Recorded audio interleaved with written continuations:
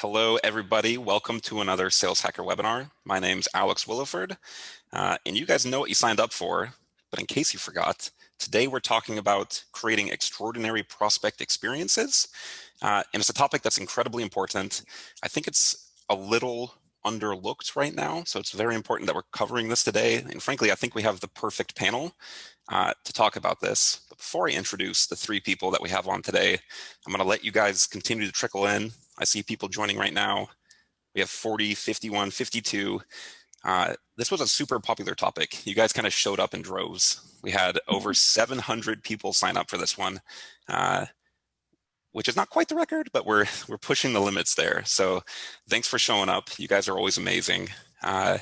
Before I introduce the panel, I'd like to get to know who's in the room with us. It really helps us cater the conversation to what you guys are interested in. You guys probably showed up for a reason. Maybe you're struggling with creating experiences, struggling with getting attention, struggling with booking meetings. Whatever you're struggling with, we want to help you. I mean, the panel that I'm again about to introduce, just building the suspense, we could talk anytime of the day. We can hop on the phone, have a conversation around the problems that we're facing. Ultimately, we're doing this for you guys. Like showing up live, you guys are amazing. We want to provide as much value as we can. So right now, if you would open up the chat box at the bottom of your screen, kind of like Sismon and Danny, already see you guys in the chat. Let us know where you're joining from, who you are, your role. If you had like a specific reason that you showed up, go ahead and throw that in the chat too. I'm personally joining from Kenai, Alaska, and experiencing some very frustrating Wi-Fi interruptions. So if I suddenly just like freeze on your screen, I'm not a mime, I'm not freezing, it's just Wi-Fi. I will be back.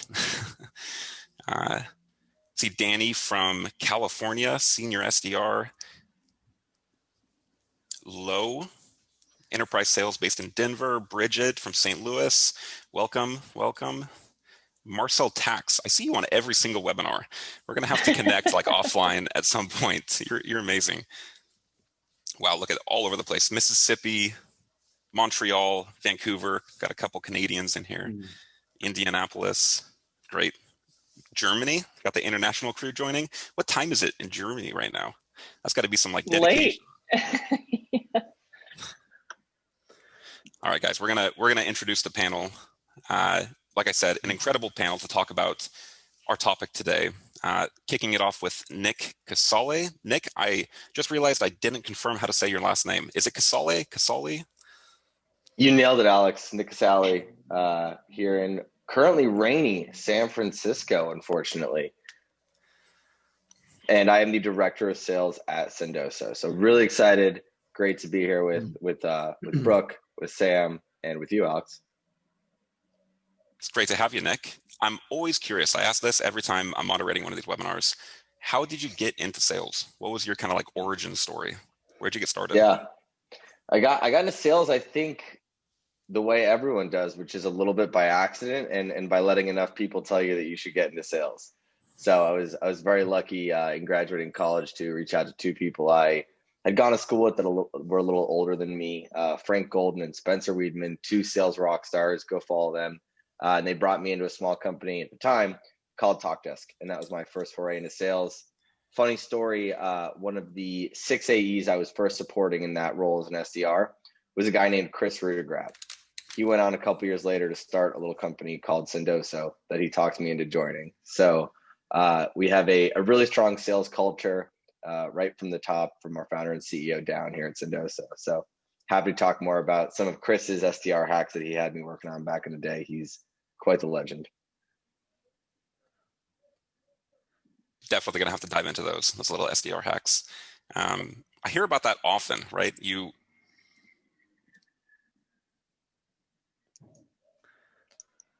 be back. He'll be back.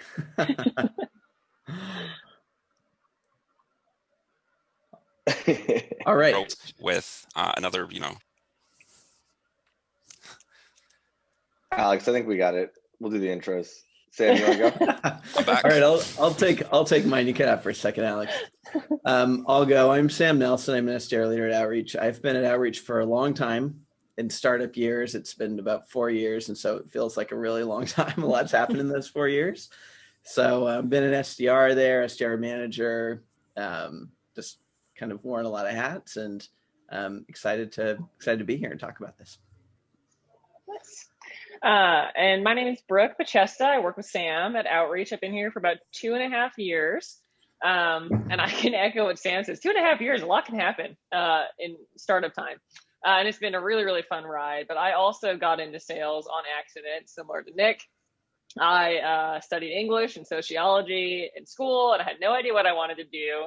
And I applied to like a lot of roles that I was just wildly underqualified for, like consulting, advising. And I was like, oh yeah, I got this in the bag. It'll be fine. And then I did not get a lot of callbacks except for from sales in sales development positions. So I figured there might be something there. And then I got my first job out of school as an SDR at a company in the Bay Area, and realized I really liked it, that inside sales was a pretty cool career path, and that there's so much to learn and it moves really quickly. And fast forward many, many years, here I am at Outreach as an SDR manager. Never left SDR land. Awesome. Thank you, guys. Apologies again for the Wi-Fi interruptions. Hopefully that's the end of it. So like I said, we have an incredible conversation teed up, but we're doing it for you guys. If you have any questions along the way or about to dive into the content, throw them in the Q&A box down at the bottom. I'll keep track of those, and I'll surface any relevant questions as they come up to the crew. So hopefully we can get your questions answered close to real time. All right, diving into the topic. Last week, actually, as a team, I said it was a timely topic. As a team at Sales Hacker, we read through a report in one of our team meetings, and it claimed that there was a 30% uptick in the volume of cold emails being sent, which is pretty incredible. Like since COVID hit, 30% more emails in your prospect's inbox, which means it's really tough to stand out. I mean, everybody is vying for your prospect's attention, and you have to find ways to, as Josh Braun would say, I'm sure a lot of you guys are familiar with Josh Braun, not be another vanilla scoop in a sea of vanilla scoops, right? And that's what this webinar is about. How do you create extraordinary prospect experiences so that you can get mind share, you can build relationships, and eventually turn those relationships into opportunities? So let's dive into it. Like I said, any questions, throw them in the Q&A box. We'll answer them live. Kicking it off, I'm going to kick this over to you, Nick. I think you're the man for this question. Let's just briefly cover why it's so important. I think I kind of just covered it, but if you want to add anything, why is it so important to create extraordinary experiences that kind of go above and beyond what, let's say, your competition is doing? Yeah, it's a really great question, Alex, and it's something that obviously we think a ton about here at Syndoso, and we're lucky to use great tools like Outreach to help us out. But I think the rise in emails is one component of it, and frankly, it's gotten worse. I don't know if you guys have seen this, Brooke, Sam. You get more texts and calls from spam too in the past couple of months. I think my phone number got put on some list. There's been a lot of texting, and it's funny you say that because I feel like I don't get calls that often from like SDRs, which if there's SDRs listening, I'll totally answer your call, so give me a call. But they are a lot from like robodials, and it does seem like it has increased. Yeah, I totally agree. So I don't get any texts or calls from salespeople so much, but I get a ton of those spam texts, and they're complete garbage. And it seems like the phone's getting better at telling me too when it's spam and stuff like that. But what I think the analogy I always give here when talking to the team and talking to customers is pre-COVID, we were already dealing with effectively, if you've ever been to LA or really any city that's got terrible traffic, that's what you were dealing with as an SDR. You were trying to get from A to B in the middle of rush hour, right? And you're sitting on the highway and you just can't get anywhere. And all of a sudden with COVID and all of these digital channels being sort of that highway, getting more and more overloaded because people aren't getting on planes. There's all of this business travel suspended. There's no conferences where you can go up to the Outreach booth and meet Sam in person and see that blue hair. You're all of a sudden you're relegated to this highway that's already bad. There's no outlets. There's no, off ramps, right? And so it's only gotten worse. And so I think if you're sending an email that's just text content, you're already behind the ball, because I can tell you firsthand, I get dozens of these every morning. And the first part of my day with my coffee is click, click, click, delete, delete, delete, right? And I'll read the first couple words, and if I'm not grabbed by what those say, or if there's not some form of content, something unique, something that breaks my brain out of click, delete, I'm just on a roll at that point. And so you have to sort of trip me up from my click, delete, click, delete, click, delete. And I think that's something that we've seen just in talking to a lot of buyers and people who are in this mode also of, my inbox is junk. I got to click through it and get rid of all this. How do you break them out of that rhythm, right? And how do you do something that's interesting enough to get them out of that mode and get them into, hang on, what's going on here, right? And that's the first step, I think, to creating an experience. Sam, Brooke, anything you'd add to that? That's fantastic. I like the way you describe that as, LA traffic almost. You have all these lanes that are gummed up, and you got to find ways to go above them, go around them, go under them, find a way to do something different. Anything else, Sam, Brooke? Yeah, I'll say, yes, email has gotten harder. I don't know if our response rates have dipped as much as I would have thought they would have. Hopefully, partially that's because our SDRs have been doing better and better. But it's still, regular just text-based email does still work. And one thing that's been kind of surprising to me is that a lot of the things that work are different than what I would think would work or what I think would work for me. And so just as far as like standing out from the noise and kind of getting the attention of your target buyer, just want to highlight how important it is to constantly A/B test things. Like when you make sequences, they should mature like a fine wine. Like we did, like we were talking about the Agoji sequence earlier. We did that. We did really well. Over the last couple of years, the reply rates have almost doubled, not quite doubled, but almost, just because you get better and better over time. So just like a friendly reminder to constantly A/B test, and some of the things that work are things that I wouldn't expect would actually work, and they do. So that's what I would say about that. Yeah, and I think like at the end of the day, like if you feel like you're overthinking it, like the key is just to be relevant, and like pattern interrupts, like those work all the time, whether you're on the phone or an email. And so just finding ways to get those 3 nuggets of like, is this relevant to the person, the company, and their industry? And like, can I find a way to tie that all back? That'll usually put you on a pretty solid path. I think that's gold. Is this relevant to the person, the company, the industry? If you cover those 3 basics right there, you're going to stand out from like 90% of the junk that fills your inbox, right? So if you take anything away from this webinar, that's a pretty golden nugget alone. We just got a question from the community from Leslie to you, Sam. Sounds like you're A/B testing a lot of things, and she wants to know, what's the number one thing that's working that was counterintuitive, that surprised you? Good question. Okay, and actually, when you say we're A/B testing a lot of things, it just reminded me that I should say, when you're A/B testing, make sure you're A/B testing one thing at a time. So when you're testing your first email, make sure you're testing either the subject line or some part of the beginning or some part of the body. Don't ever change multiple things at once. So we're constantly A/B testing something, but not everything. And one thing that was kind of surprising to me that I wouldn't have expected was that subject lines are more successful when they are lowercase and when they're shorter. It's kind of interesting. Another thing that's really interesting is it's very clear that shorter emails do better. I would have thought that if you say, okay, I'm going to put like these 5 lures in the water, these 5 different things, then I'm like multiplying the chance that something's relevant by like 5x. And what's really interesting is if you just choose one, that's your best one, it actually has a much higher response and open rate. So for whatever reason, shorter emails have a much higher response rate, even if you're covering fewer individual things. Yeah, and I think like the email fatigue that Nick was mentioning, like for sure I go through and like purge things in my inbox at the beginning of the day, but like, I don't even want to deal with this. And it's usually like if it looks like it's super, super long and it's going to like just add things to my workload that I don't have bandwidth for, it's going to go in the trash. Or But if it's short and it's easy for me to synthesize the information, then I can actually think critically about like, oh, would I use this or not? And then formulate a response to it. So I think, put yourself in your prospect shoes of like, there is that barrage of email. And sometimes the shortest, like Sam said, shoot your shot, like pick your thing that makes sense.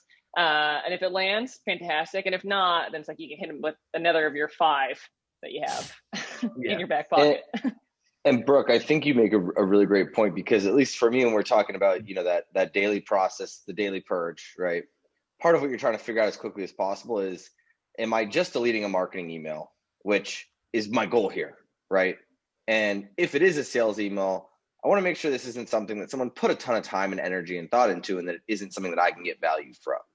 And so I think and I'm curious how you guys think about this at Outreach and what you say about this, but I think if I were to take nothing away, and this is someone who's trying to figure out, how do I get better at my outbound emails? You're not marketing, right? How do you train on this, and how do you think about being aligned with brand, being value driven, but not being just another marketing email? I think, keeping it super, super simple and demonstrating that you actually did research. I think the part that is so tough for newer SDRs is like they'll find all this research and they'll put it together, but it sounds like, hey, I see on your LinkedIn that you lead a sales team. It's like you found something, but it sounds like a robot is writing it. And now it's immediately going to get discounted. So like this could be because I work on the West Coast and I'm a very casual human, but like I think you should write like you talk, because that's how, make sure it's grammatically accurate, but then it's really your voice coming through. And finding that like something relevant to that person, and then the transition is where most people miss the opportunity to tie it back. So like, I found this research, what's it to you, and how can my product or me or consulting services, whatever, assist with that? When you say transition, what are you transitioning into? Is transitioning into the value prop of your product? Is that? Yeah. So like, if it feels really robotic, like block research, unrelated pitch, and there's no like smooth lean into it, then it can just feel like, oh, this must be a robot, and not like, oh, an SDR spent 20 minutes trying to find all of this stuff and they just missed the humanizing aspect. Hey, Sam, I love your blue hair. You want to buy my product? Like, yeah, that's not the way to do it. Yeah, gotcha. Though I will say, if they mention my blue hair, I do open all the emails.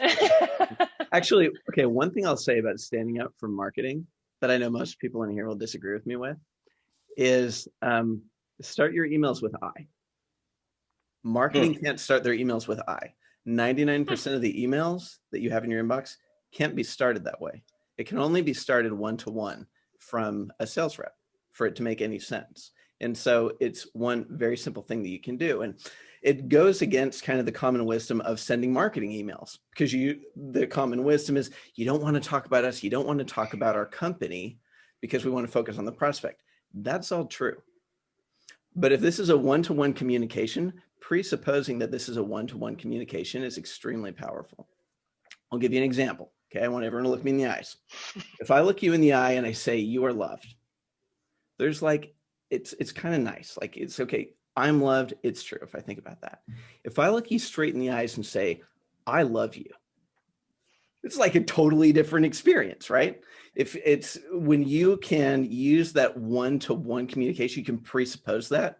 For me, I started every single email with I, and it worked awesome, because that's something that marketing can't do. Presupposes a one-to-one connection right away, which people are more likely to respond to. So there's my controversial opinion of the day. Kind of tapping into that, that like law of reciprocity, right? Like, this person did their research on me. They're trying to help me out. I feel like I at least have to respond to them, point them in the right direction. If not, like, give them some of my own time. Bridget says, I wonder how many emails are going to go out tomorrow morning, starting with "I love you." I love you. Will someone try that out as a subject line and let me know how it goes? You just broke everyone's brain, Sam. Getting a lot of HR violations incoming. I'm going to field a question from Stephen Bailey. It's a pretty tactical, specific question. Hopefully you guys can help him out. In the wake of COVID-19, more people are working from home. A lot of the data that we're getting, so their cell phone data, is inaccurate because it's company data and they're working off their cell phones. He's wondering, one, is email now the best tool for cold prospecting? And then number two, I'm just adding this on to, I'm extrapolating. Are you doing anything? If anything, what are you doing to kind of tackle that problem of inaccurate data now that everyone's working from home? It's a tough one because you're right. A lot, if your data source hasn't been updated, you could be calling the 1-800 company line and there's nobody there to transfer your call. And sometimes people have it set up.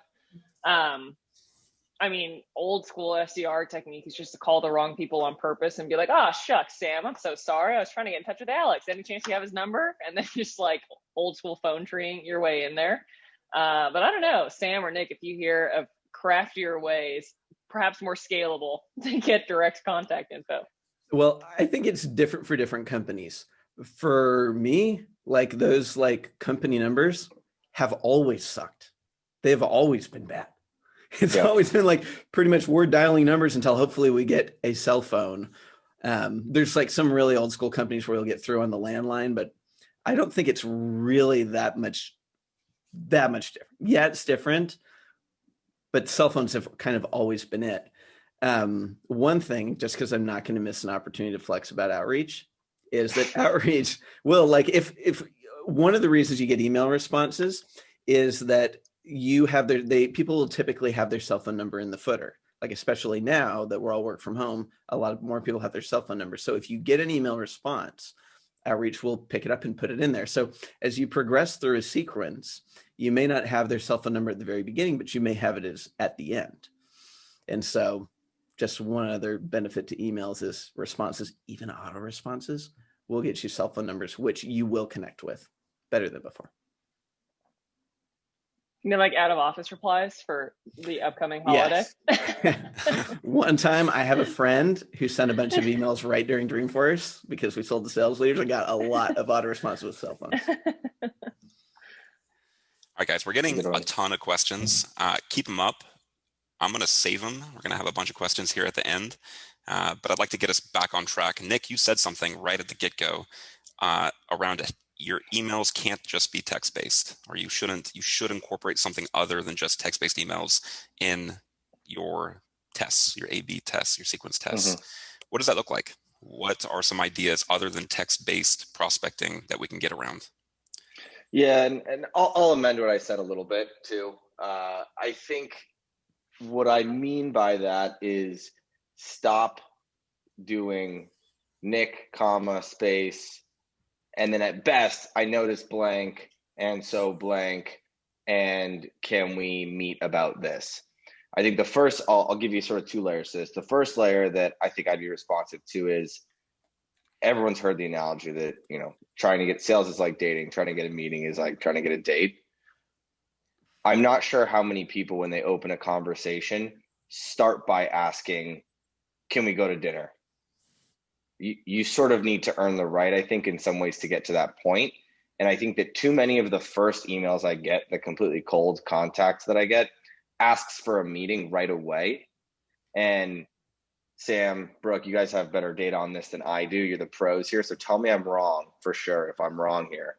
But I think, you know, if I'm an SDR starting tomorrow, I'm going to look at what's the world of other information that's interesting to me to get here, what's valuable, and how can I start to solve for that? And I think some of it is, you know, like you guys talk about, just kind of calling it out right away and saying, hey, might be totally out of place here. Do you already use someone for blank? Or just trying to basically knock down the reasons why someone might not take a meeting with you, might not be interested, taking those off the table one at a time and trying to get to just a back and forth communication. Asking a really simple question that has a one-word answer. I'll give you that, right? I might not have 30 minutes to take a meeting, or I might not be there yet, but I'd love to give you a one-word answer that helps you out in your day. And I don't think enough people are asking for that, for just that one answer. So that'd be my first piece of advice. The second would be, you know, don't make your content just text. And I think, again, I'll lean on the outreach, the pros here, because I know there are things you can put in that will really reduce your odds of that email not hitting spam and hitting their inbox. But this also ties in with, maybe your ask isn't that meeting. One thing we're doing at Sendoso a ton is just saying, hey, Sam, I'd love to send you over this great Sendoso mug that I just got 20 of, you know, in stock right? I know you're a coffee drinker. I know you're a big tea drinker, whatever it might be.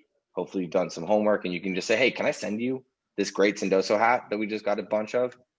And then the ask is not necessarily a meeting. The ask is just, will you give me your address, right? Will you show me some more interest, some more intent that I can then use when I'm going about my day? And I've got, I don't know, 100 people that I'm focusing on every day. All of a sudden I come in tomorrow and I got a one-word answer from Brooke. Oh, she said they're doing this, right? It's not a meeting yet, but I'm getting closer. Oh, Sam gave me his address. I can send him this great outreach t-shirt. All right, I'm getting closer, right? And so you can sort of focus down based on these little moments of intent and interaction that might not be the meeting yet, but help you understand that you're getting closer and know who to prioritize and focus on. I think what you're hitting on, Nick, is so crucial. Like when it comes to this idea of multi-threading, like you're not just reaching out to 5 different people to book meetings, those 5 people. Of course, that would be an excellent outcome. But like what I see in really strong meetings that show and become sales accepted leads are like the SDR has spoken to 5 people in this company and they've gotten those little nuggets. So by the time they get to their person that like they know is the buyer, they don't have to spend 30 minutes on and like a cold call or 20 minutes or whatever to do all your qualification and like the things that your prospect doesn't have time for, because you're like, here's what I know, like I understand like A, B, and C, and here's how we can help you, and I spoke to so and so, they mentioned this, you have time later for me to like get into that, and now your outreach to them is like it really is relevant because it came from their team.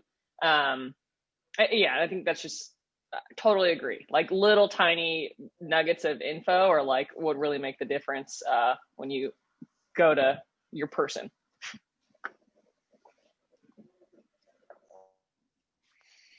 I think what I'm hearing here is almost like a low friction CTA, right? You don't want to go and ask them to marry you on the first date, to your point, Nick. I'm personally very curious what other forms of low friction CTAs you guys seen success with. I've seen like Tito Bort often, and you like create a podcast, Sorry, I caught part of that, Alex. Tito Bort will often.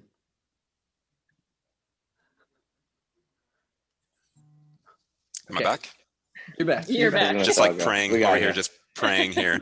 What other forms of low friction CTAs have you guys seen success with? I mean, I've seen people create podcasts, create like little webinar mini series to like invite your A-list prospects onto them just to get like mind share. Sam, you look like you have some tips.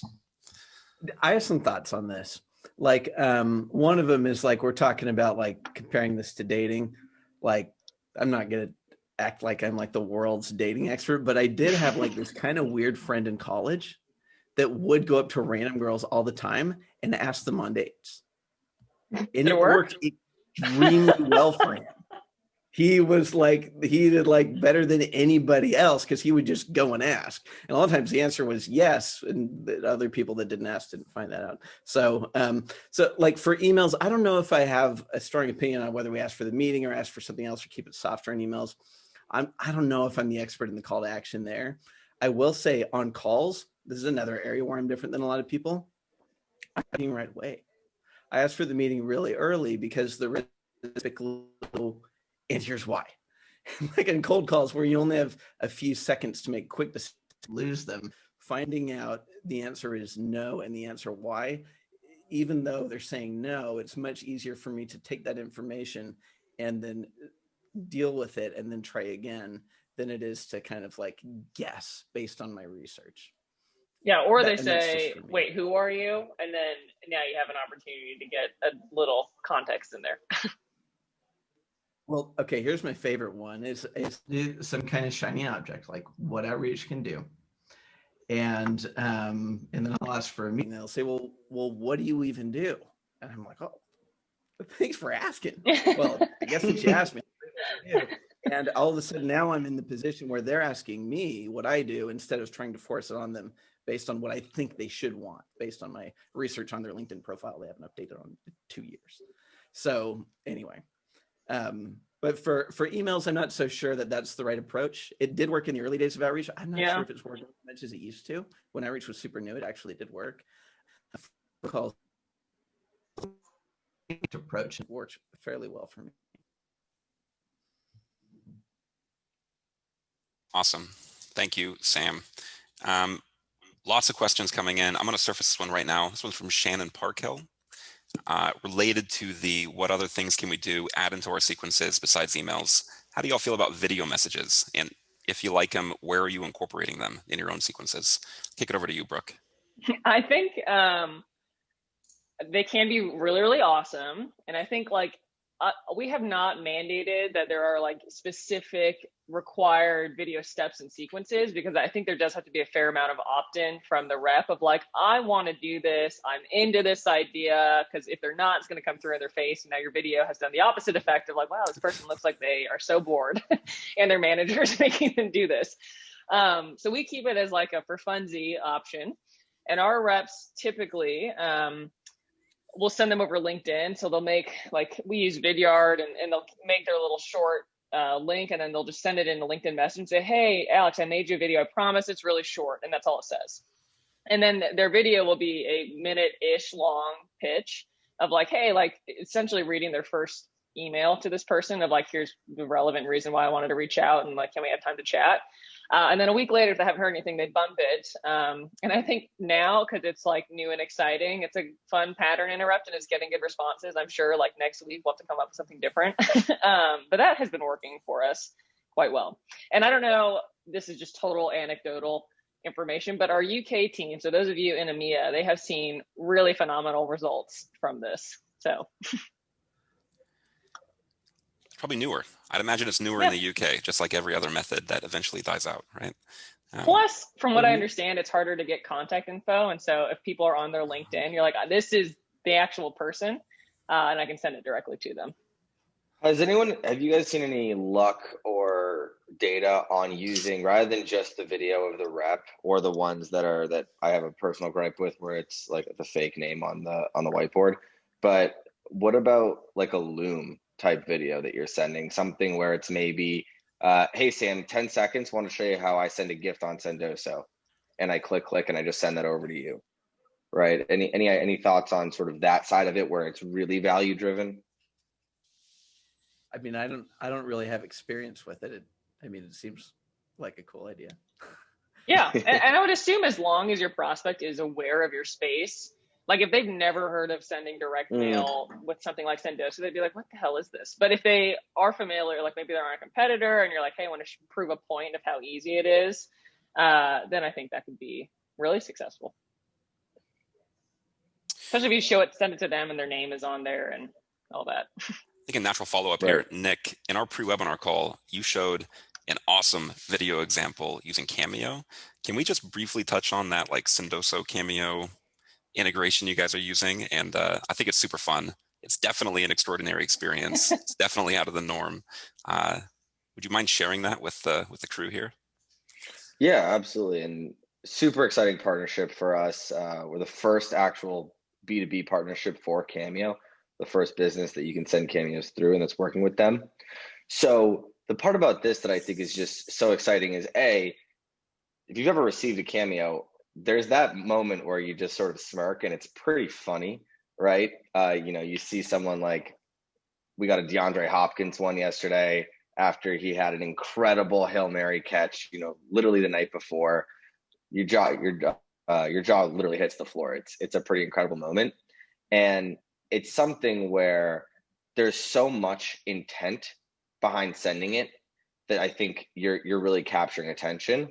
So it's obviously, and that's, I think, one thing that we're all going for here in sales is you want someone to really understand how much time and energy you put and how much you care. That's what you're saying with your time. And by going out of my way to order a cameo, by paying for a cameo, and by putting in information to come from someone else to go to them, there's so much intent behind that. And you're able to really marry that with someone that is famous, right? Ideally, someone that's specifically, unique to them for some reason.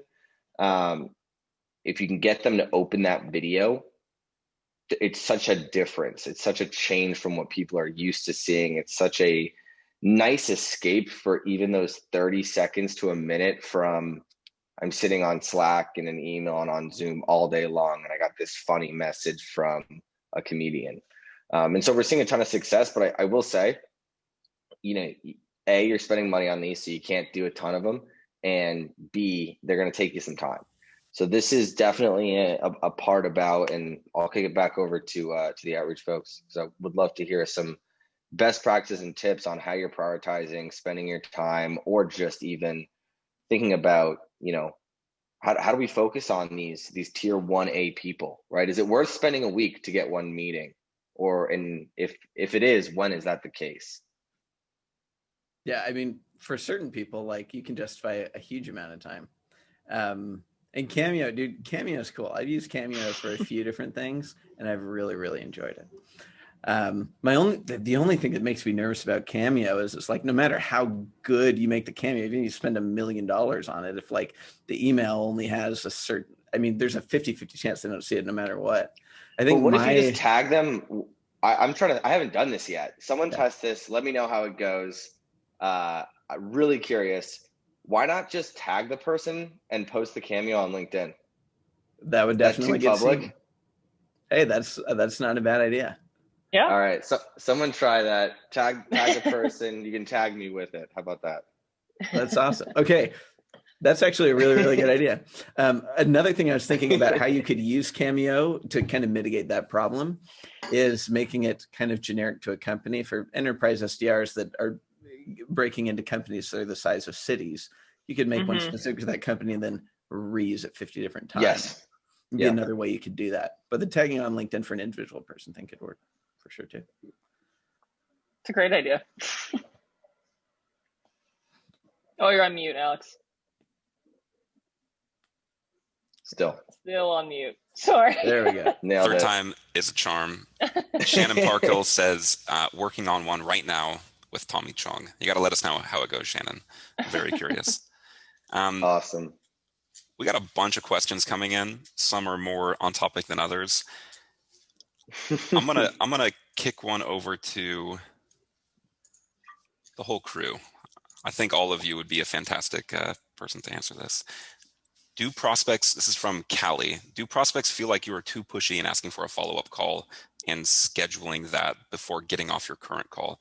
Extrapolating a bit, how do you guys handle follow-ups? Like, do you ask for next steps like within the current call? If they ghost you, how do you handle getting back in touch with them? Can we just get some like general best practices around follow-up? Wait, can I respond to this really quick? Do it. So is the question like, if you're on a call with someone, is it too pushy to ask for a meeting while you're on the call as opposed to afterward? That is one I'm going aspect. to say no. Do that every single time. If you get one thing away from this, always ask for the meeting. Sometimes people see it as a little bit pushy, but if you get the tone right, it's a non-issue. Like the benefits of doing that far outweigh the risks by It's also orders of magnitude. Everyone talks about how the skills you build in sales development are foundational for the rest of your career, and I couldn't agree more with that. Getting a meeting and having the behavior of getting the next meeting during the current interaction is something that some of the best AEs I've ever worked with still struggle with, and I still struggle with. I mean, if you can get really good and make it feel natural to have that next meeting, and you're going to get pushback on this forever. Oh yeah, I'll email you, no problem. Sure, yeah, we'll do it via email. However you can get comfortable getting around that. Like, yeah, no, I actually don't use email. If it's not on my calendar, I'll forget. Whatever it is. Yeah, I mean, they're probably on their phone if you're calling them, and they have their email app or in front of their computer. And yeah, there's no time like the present, because truly, the minute that person hangs up, they're on to the other 85 priorities they have that day, and they will forget about you. So just ask for it. Yeah, always ask for it. Like never, ever, ever, ever do it over email if you have them on the phone. Like treat it like meth. Like you don't do it even once. Like you always get the meeting when you're on the phone with them. So anyway, I have strong feelings about this one, but I'll treat it like don't doing math. Are you guys familiar with the Basho, the Basho email strategy? Have any of you heard of that?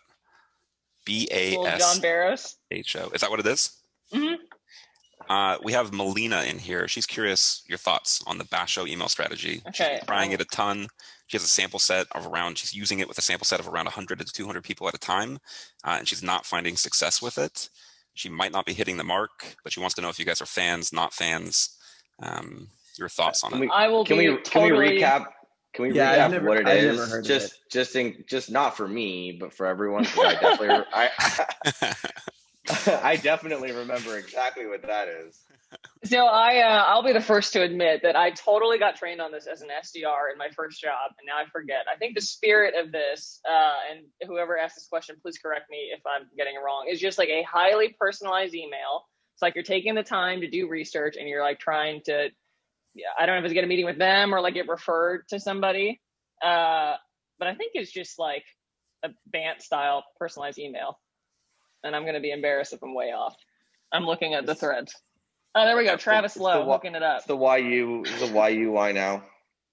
I thought that was Hoffman, but maybe similar. I should explain the so what. This is horrifying. Everybody don't, Sam, Nick, and I are all asking for other people. We totally know what we're talking about. We know what we're talking about. Okay, I found like two examples online. Maybe we're not experts on this approach. I'll say that there are a lot of different approaches out there. It's important to test them. One thing that's different about today than was true 10 years ago is you can A/B test things. And things that work are things that are often not what you'd expect. And often they go against best practices. And so maybe for some company it works, maybe for some company it doesn't. For this type of question, I would say make sure you're A/B testing it. If you're not having success with it, try something else and see if that works better.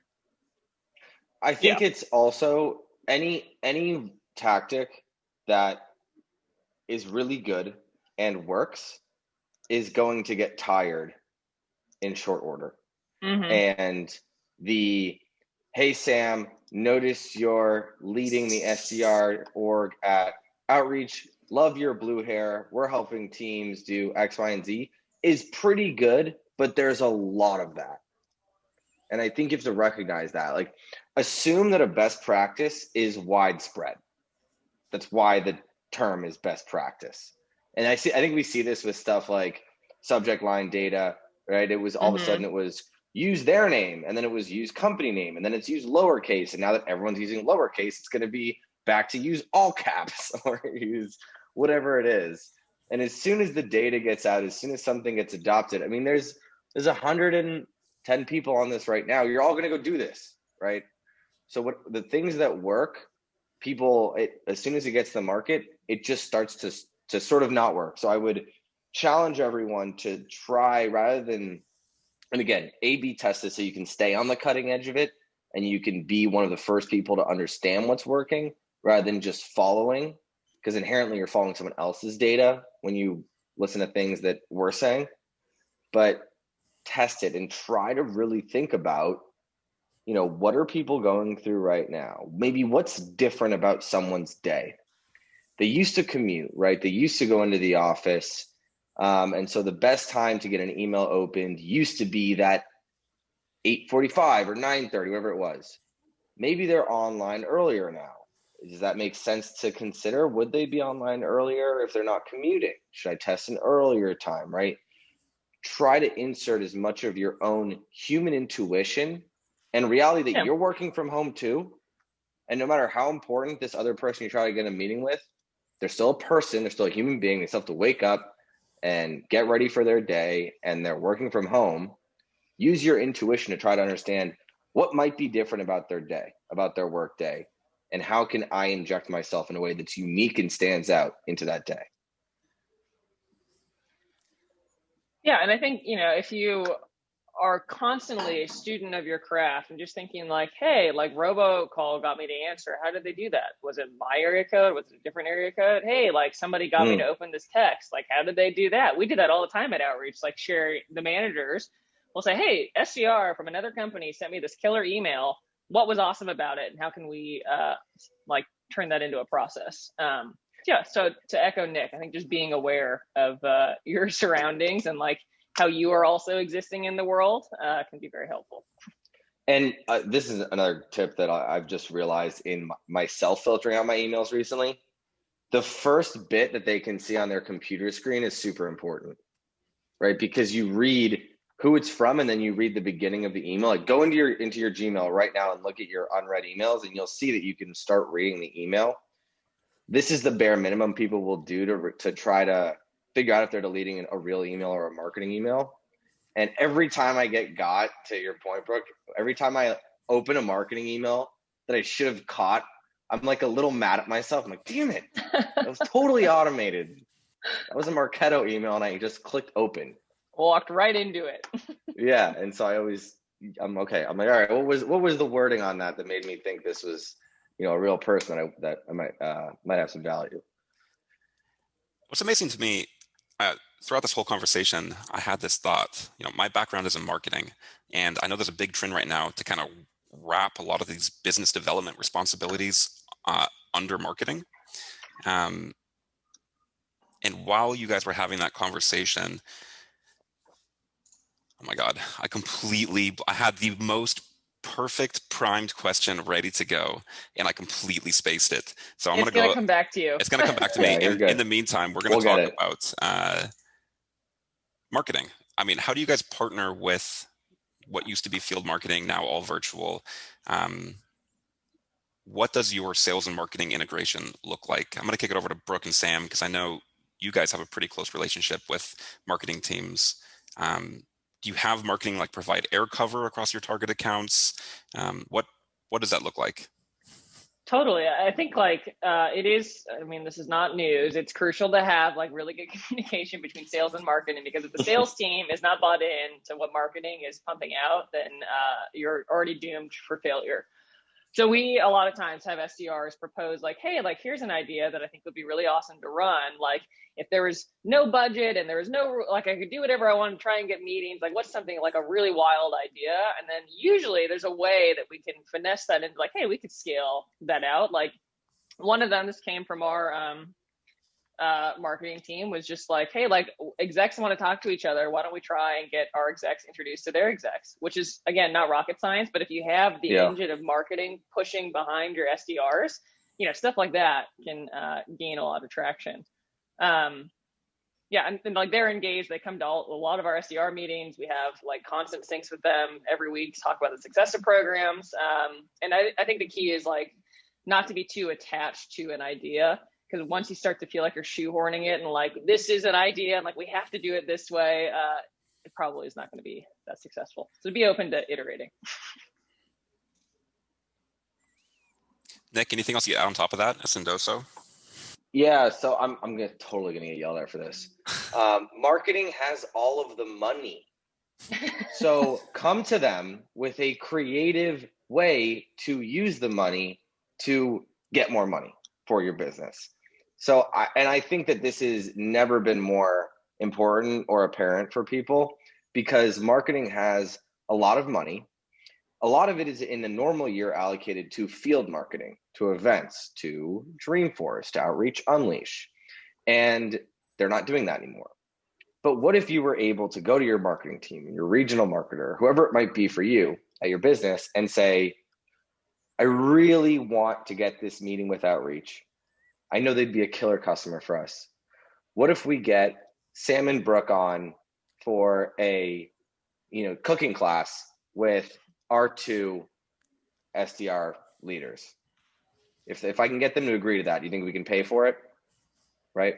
And that might be something. Maybe it doesn't work, but I guarantee you it's a unique ask for them, right? It's something interesting.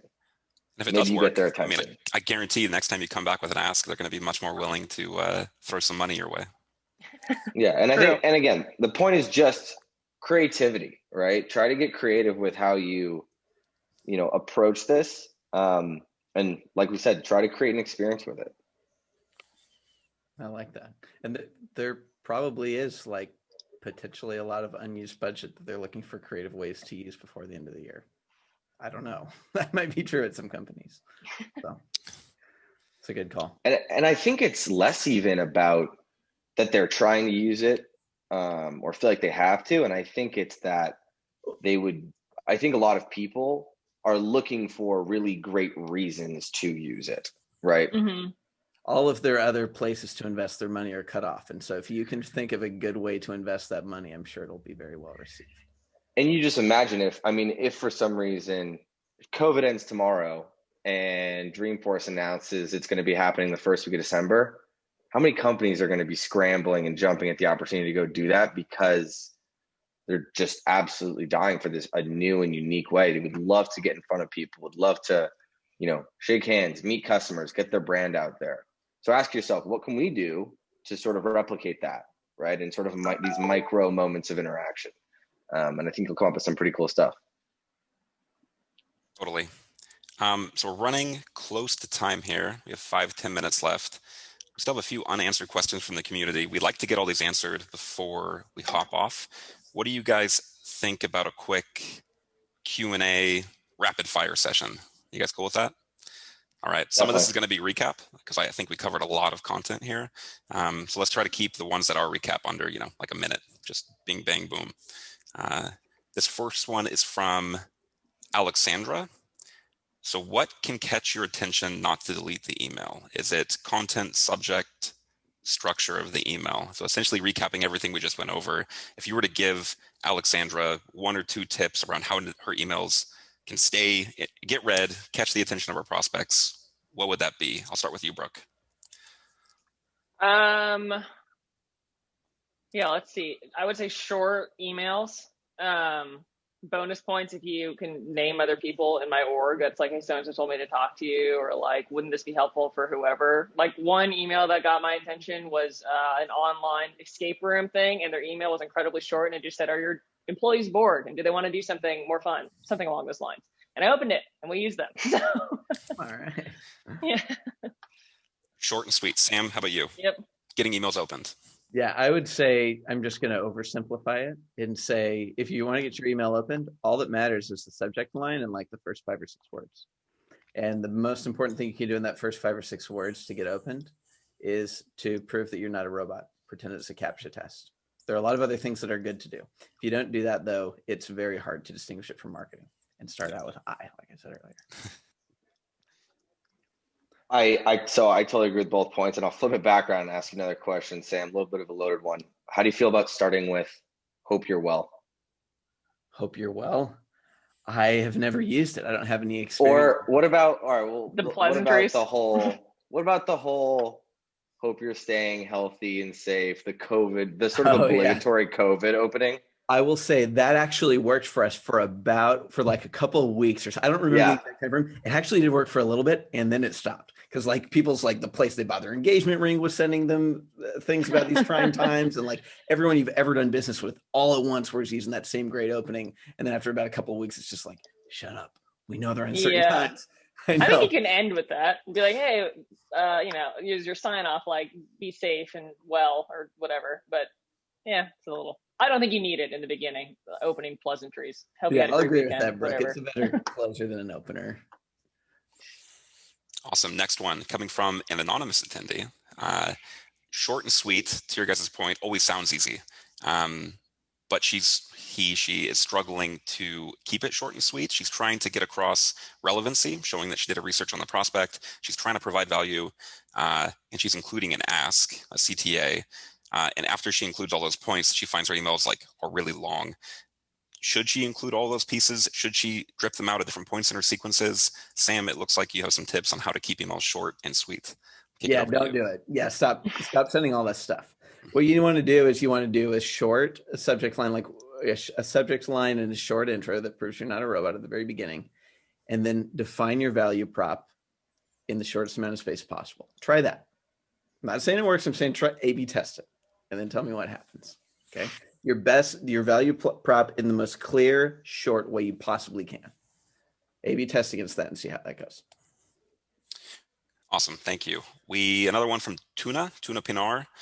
Do you have any icebreaker stories that you use in initial meetings? So maybe some tips around rapport building. How do you guys build rapport? How do you break the ice? Oh, dude, I feel like I'm kind of hogging the microphone. This will be my last Hog thing. Hog it, Sam. Like, no, it's not your last thing. We can't talk about Sendoza stuff without talking about my chicken foot story. So like I had, when I started as an SDR, I had Central Time, which was like the hardest territory to sell into SaaS companies. So I had Central, and so I had like a really tough book, and there were like maybe like 5 people I could get through to. So I'd done everything. I called them all a million times.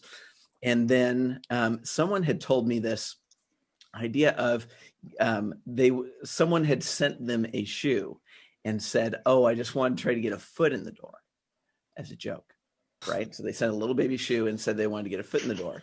And so I took it like to the next, I totally crossed the line, and I sent a severed chicken foot to like these 5 people who were super high priority, I was not getting any response from them for anything. So I had nothing to lose. And I sent a severed chicken foot to I was 5 or 10 people. And I think half of them got back to me. It was really great. 50% reply rate. Check that out.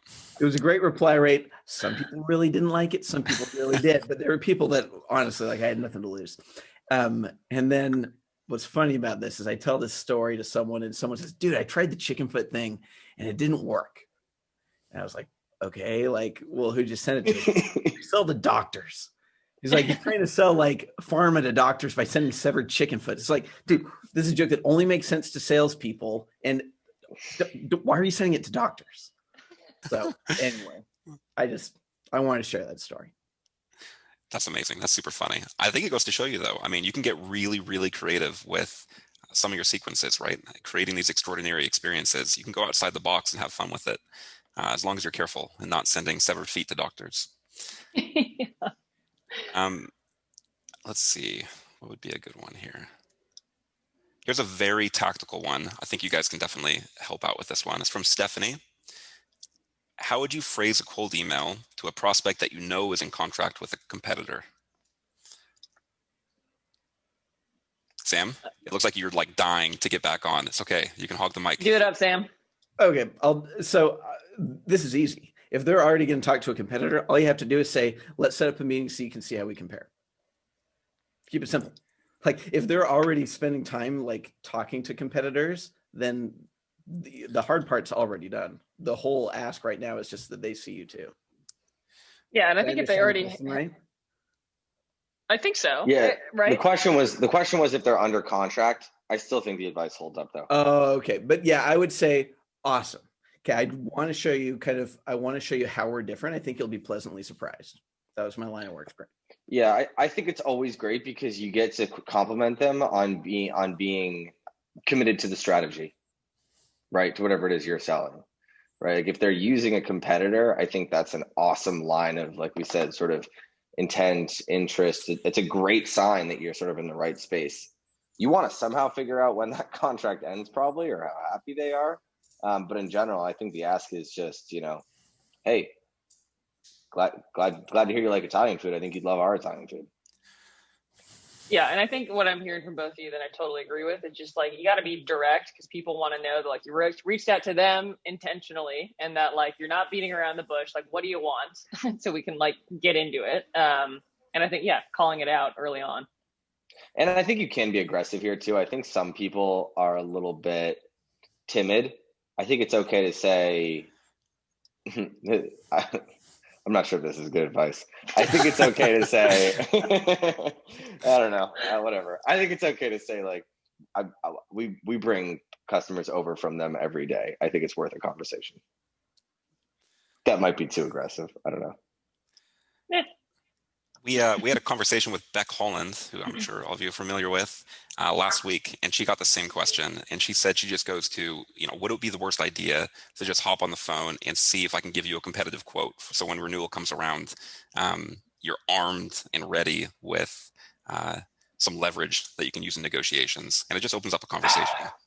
What do you think about that, Nick? Sets the tone that you're going to talk about price really early, or A's might get pissed at you.